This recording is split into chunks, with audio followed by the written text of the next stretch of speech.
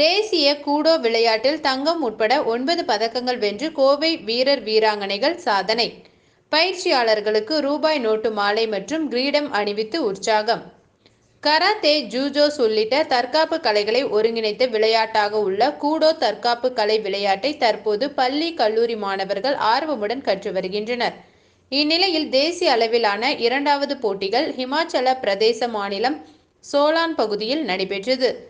இதில் மகாராஷ்டிரா, கர்நாடகா, கேரளா, உத்தரப்பிரதேசம், ஹரியானா என இந்தியாவின் சுமார் 25 மாநிலங்களிலிருந்தும் சுமார் 2500க்கும் மேற்பட்ட போட்டியாளர்கள் கலந்து கொண்டனர். என் பேர் பிரேம்குமார், பிரேம் எம்எம்ஏ அகாடமியோட ஃபவுண்டர். இப்போ பார்த்தீங்கன்னா கோயம்புத்தூர்லேருந்து 16 மாணவர்கள் பார்த்தீங்கன்னா இப்போ ஸ்டேட்டில் திருச்சியில் நடந்துச்சு ஸ்டேட்டு. அதில் கோல்டு மெடல் பண்ணவங்க எல்லாருமே நேஷனல் செலக்ட் ஆகி ஹிமாச்சல் பிரதேசத்தில் நடந்த நேஷ்னல் கூடோ சாம்பியன்ஷிப்புக்கு நம்ம கடந்து போயிருந்தோம் ஹிமாச்சல பிரதேசத்துக்கு. அதில் பார்த்தீங்கன்னா ஒரு கோல்டு, 3 சில்வரு, 5 பிரான்ஸ், 9 மெடல் பண்ணி நம்ம கோயம்புத்தூர் மாவட்டத்துக்கு வந்து பெருமை சேர்த்திருக்காங்க. இதில் பார்த்தீங்கன்னா குழந்தைகளுமே ரொம்ப கஷ்டப்பட்டு ஹிமாச்சல் பிரதேசில் ரொம்ப தூரமாக ஒரு தூரம் கடந்து போய் ரொம்ப ஹார்ட் ஒர்க் பண்ணி மெடல் பண்ணியிருக்காங்க.